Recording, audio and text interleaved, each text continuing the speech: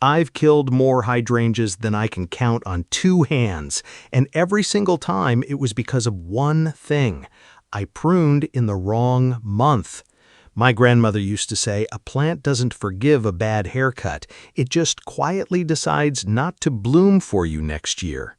And August is the month most gardeners get this wrong because everything looks completely fine right now. Nothing's telling you the clock is running out.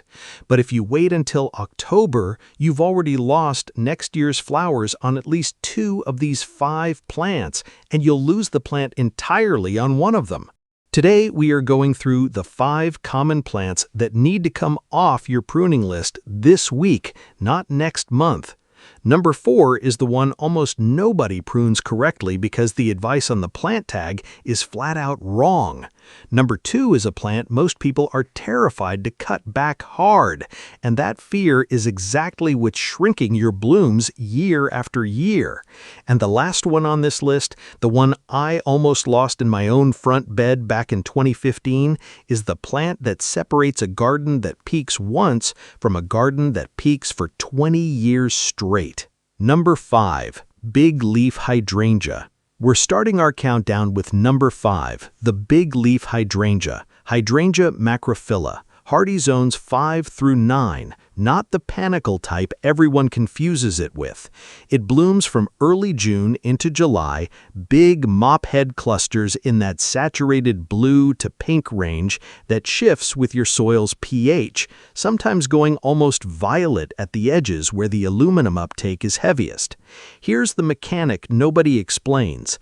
This variety sets its flower buds on old wood, meaning the buds for next summer are already forming right now, tucked directly into the stems you're looking at today.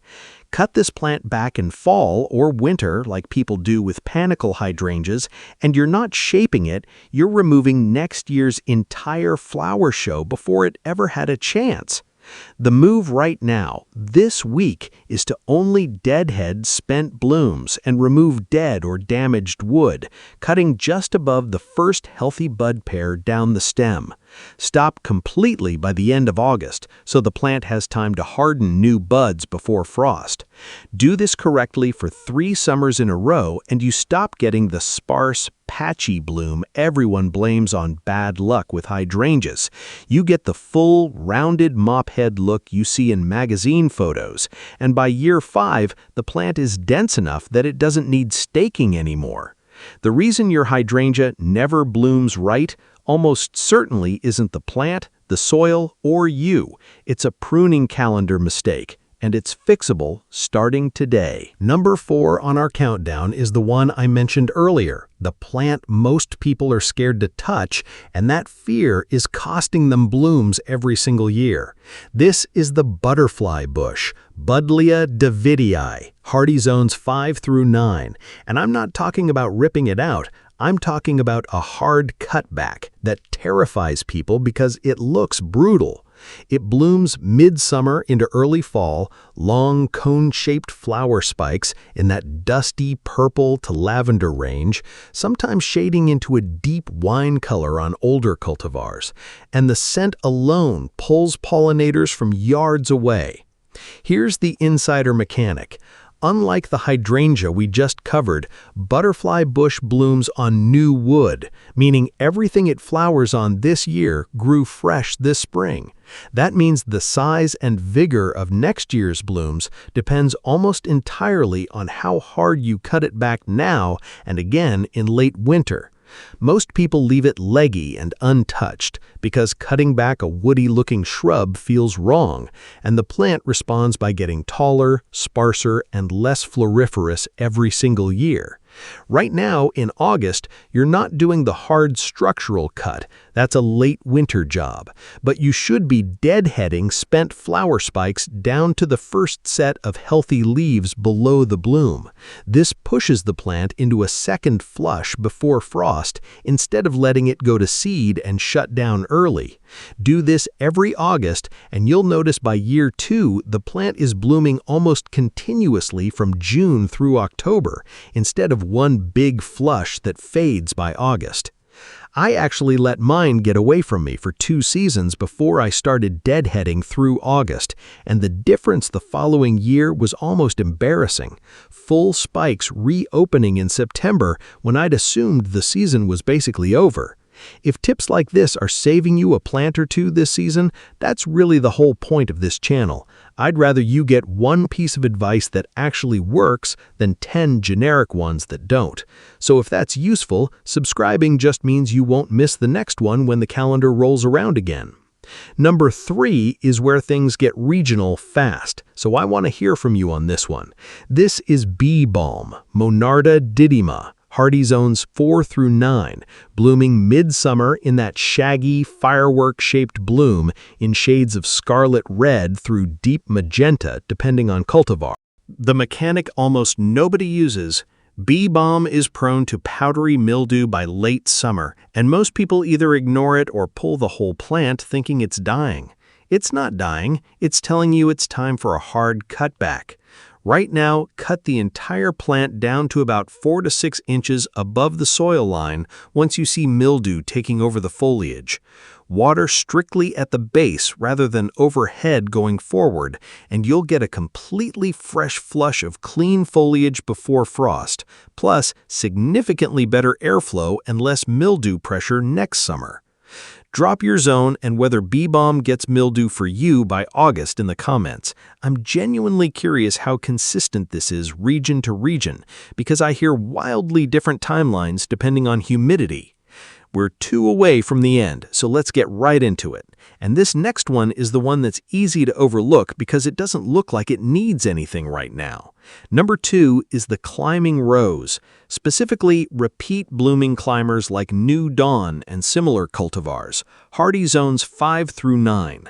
It blooms and flushes from late spring through fall with that classic soft blush pink to ivory range, each bloom opening loosely enough to show the deeper pink center before fading toward the edges.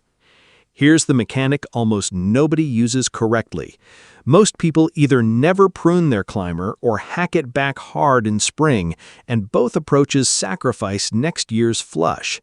Climbing roses bloom best on laterals, side shoots that grow off a handful of thick, established main canes.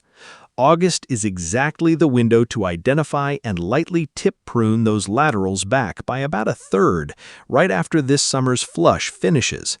This forces the plant to push out fresh lateral growth now while there's still enough season left for it to harden off before frost.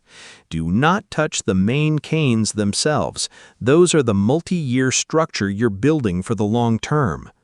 Get this rhythm right for 2 or 3 years and the difference is dramatic. A climber that used to give you one respectable flush in June starts giving you a heavier repeat flush in early fall too, because you've been quietly building lateral density all along, instead of letting the plant put all its energy into just getting taller. If any of this is landing for you, this is exactly the kind of thing worth sending to whoever in your life keeps asking you why their roses just don't bloom like the ones online. Half the time, it's this exact fix. And that brings us to the last plant on the list, the one I told you about at the very start, the one that I almost lost back around 2015, and the one that if you get it right, isn't just a fix for next year, it's a fix for the next 20. Number 1 on this list is the common lilac, Syringa vulgaris, hardy zones 3 through 7, and if you're in a warmer zone, one of the reblooming hybrids bred for heat tolerance instead. It blooms for a couple of intense weeks in mid to late spring, that unmistakable dusty lavender purple, sometimes shading into a deeper wine tone on older heirloom varieties, with a fragrance that carries across an entire yard on a still morning. Here's the mechanic that almost nobody gets right, and it's the same one that nearly cost me my own lilac back around 2015. Lilac sets its buds for next spring within about 6 to 8 weeks of this year's bloom finishing. That means by August, that window has already closed or is closing right now depending on your zone. Prune a lilac in October, November, or worse, next February thinking you're tidying it up, and you cut off every single flower bud for the following spring without realizing it until the bush sits there green and bare the whole next season. The move, if you haven't already done it this summer, is to accept that heavy structural pruning is over for this year, but you can still do soft, targeted deadheading of any spent flower clusters right now. More importantly, this is the exact week to mark which older, woodier canes you'll remove next year immediately after bloom, since lilac renews itself best when about a third of the oldest canes are removed on a rotating basis rather than all at once. Get this rhythm going, and by year 7 or 8, you're not looking at a leggy, overgrown shrub with blooms only at the top. You're looking at a lilac that's full from the ground up, the kind that ends up getting passed down, division after division, for decades after you've planted it. That's the one that got away from me the first time. I inherited a lilac that was already badly overgrown, pruned it hard in the fall because it needed it, and then stood there the following May looking at a plant with exactly 4 flowers on it. It took 3 years of doing this rotation correctly to get it fully back. I don't want you to lose those 3 years if you don't have to. So, that's the list.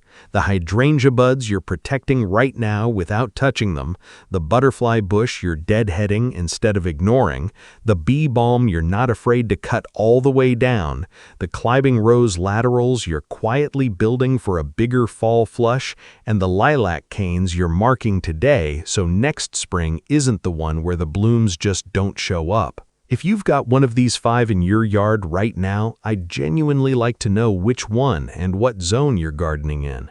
It's the fastest way I've found to understand how differently these timelines actually shift from one region to the next, and it usually ends up helping someone else reading the comments more than it helps me. Thank you for joining me. Goodbye, and see you in the next video.